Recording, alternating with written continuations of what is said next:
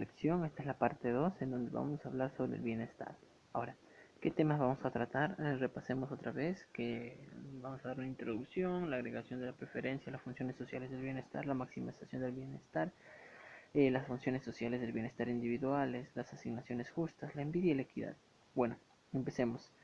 Se ha tomado en cuenta las asignaciones económicas centrando la atención en el criterio de la eficiencia en el sentido de Pareto. Sin embargo, la eficiencia, en el sentido de Pareto, no dice sobre la distribución del bienestar entre los individuos.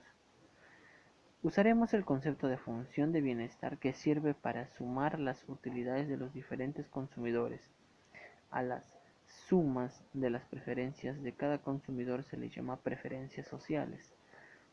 Supondremos que las preferencias de los consumidores son transitivas.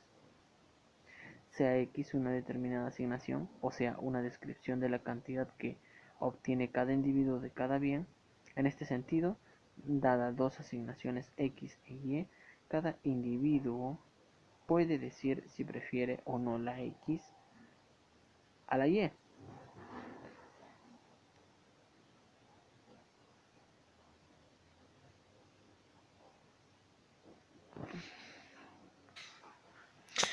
Para agregar las preferencias de los consumidores se puede utilizar algún tipo de votación. Se puede acordar que X se prefiere socialmente a Y si lo prefiere la mayoría. Sin embargo, este método puede generar una ordenación no transitiva de las preferencias sociales. Por ejemplo, ¿no? La persona A prefiere la X a la y la Y a la Z. La persona B, la Y a la Z y la Z a la X. Y la persona C, la Z a la X y la X a la Y.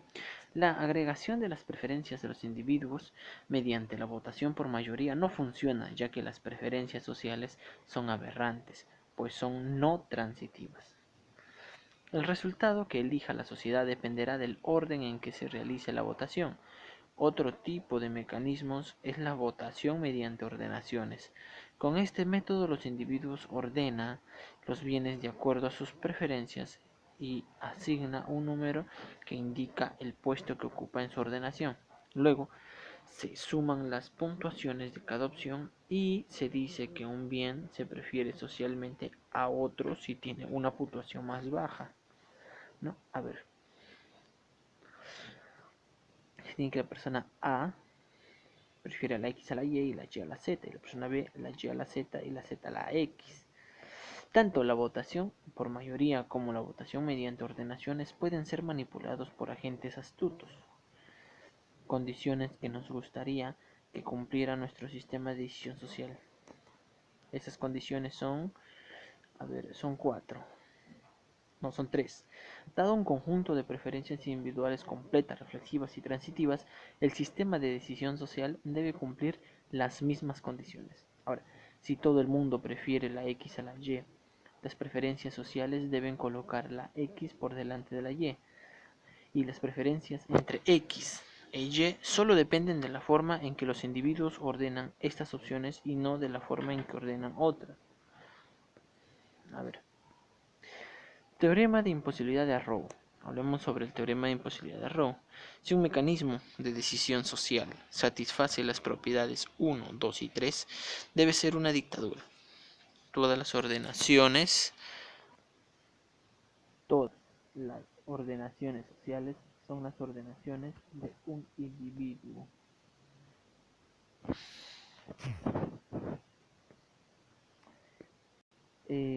Funciones sociales del bienestar. Si tuviésemos que renunciar a una de las características deseables de una función social bienestar, probablemente renunciaríamos a la 3. Por lo tanto, algunos tipos de votación por ordenación podrían satisfacer las otras dos propiedades.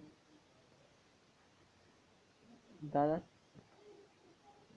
las preferencias del individuo y sobre las asignaciones, podemos construir una función de utilidad, no, un UI de X, cuando la persona Y prefiere X a la Y, si solo si la utilidad de X es mayor a la utilidad de Y. Una posible forma de conocer las preferencias sociales a partir de las preferencias de los individuos consiste en sumar sus utilidades. Es decir, hay que sumar las utilidades, una sumatoria de las utilidades de las personas y desde un i hasta un n, y un 1 hasta un n, o sea, de n personas, la utilidad es que la utilidad que ejerce el bien X a cada una de las personas, la sumamos y esa tiene que ser mayor a la sumatoria de la que provoca el bien Y, ¿no? Ahora podríamos poner a la función agregada la razonable restricción de que fuera creciente con respecto a la utilidad de cada individuo. De esta manera, si todo el mundo prefiere X a la Y, las preferencias sociales situarían a X por delante de Y. Ahora, este tipo de función agregada llamada función social de bienestar, la cual es una función de las funciones de utilidad de los individuos, como se decía, ¿no? Es un instrumento para ordenar asignaciones diferentes que dependen solo de las preferencias de los individuos y que es una función creciente con respecto a la utilidad de cada uno.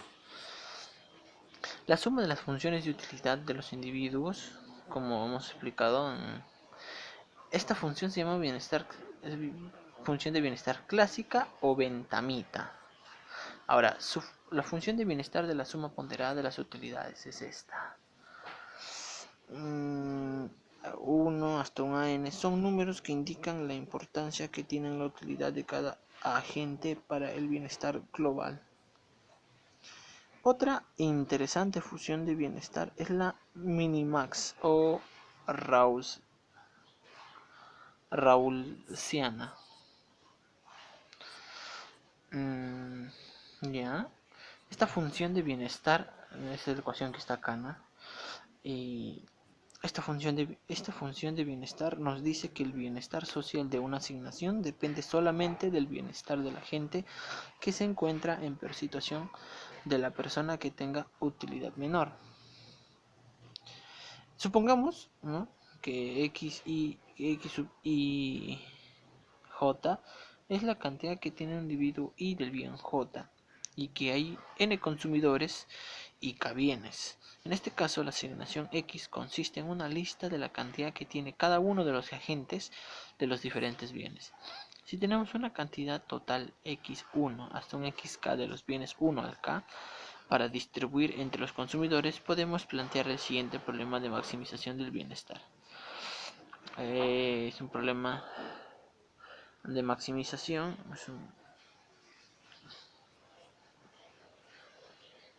es un programa lineal, no, donde maximizamos la función de funciones de utilidad que está sujeta a las sumatorias que está sujeta a las ecuaciones que se dan. Estas ecuaciones son la sumatoria de la cantidad de bienes repartidas para cada individuo, que viene a ser la sumatoria de las que viene a ser la cantidad total de, ¿no? O sea, estas viene a ser la repartición a cada individuo, de cada individuo I a un individuo M, ¿no? De cada, ¿cómo se llama? De cada bien, desde el bien 1 hasta el bien K. Debemos señalar que una asignación maximizadora del bienestar debe ser eficiente en el sentido de Pareto. A ver, miremos esta gráfica de la maximización del bienestar. A ver, que viene a ser la utilidad 1, que genera la utilidad 1, esta es la utilidad 2. Esto viene a ser una curva que representa el conjunto de posibilidades de utilidad, o sea que se genera la misma suma de utilidad, creo. Ya, ahora estas son las líneas ISO bienestar y el punto de bienestar máximo es este. Ya, ahora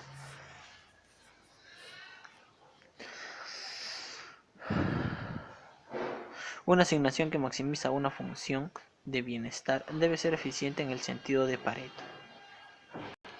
Las curvas de indiferencia de este gráfico se llaman líneas isobienestar, ya que describen las distribuciones de la utilidad que generan el mismo bienestar. El punto de bienestar máximo reside que es eficiente en el sentido de Pareto debe encontrarse en la frontera del conjunto de posibilidades de utilidad. Acá está, punto de bienestar máximo, conjunto de posibilidades de utilidad, línea inciso bienestar. No, es la maximización de la función de bienestar basada en la suma ponderada de las utilidades. Si el conjunto de posibilidades de utilidad es convexo, todos los puntos eficientes en el sentido de Pareto constituyen un máximo de una función de bienestar en la suma ponderada. Ahora, por lo tanto, toda asignación que maximice el bienestar es una asignación en el sentido de Pareto, y toda asignación eficiente de Pareto es una asignación que maximiza el bienestar, ¿no?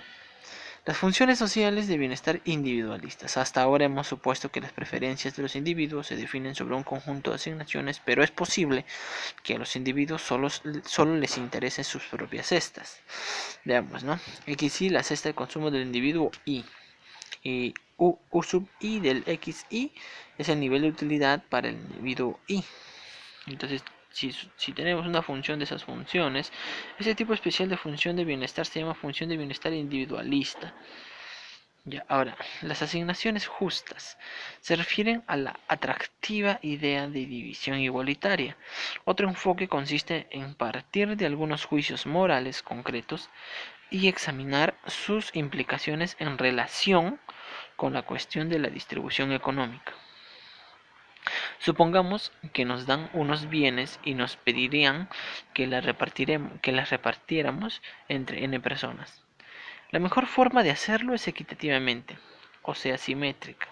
Cada agente tiene las mismas cestas de bienes, ninguno prefiere la cesta de otro a la suya, ya que todos tienen exactamente la misma. Decimos que una asignación es equitativa si ningún agente prefiere la cesta de otro a la suya. Ahora, si el agente Y prefiere la cesta de bienes del J, decimos que Y envidia a J. Finalmente, si una asignación es equitativa y eficiente en el sentido de Pareto, decimos que es una asignación justa. La envidia y la equidad, ¿no? Ahí está. Curvas de indiferencia. Entonces, mira, acá vemos bien clarito el bien 2, el bien 1, la persona A, la persona B. Y este es un doble cuadro en donde este viene a ser la asignación justa, en donde son curvas de indiferencia tanto para uno como para otro, ¿no? Y esta es la asignación resultante del trueque, ¿no? La figura muestra una asignación justa en una caja de Edgeworth. Cada persona prefiere la asignación justa a la resultante del trueque. Y con esto acabamos sobre el bienestar. Y nos vemos en un próximo video. Hasta pronto.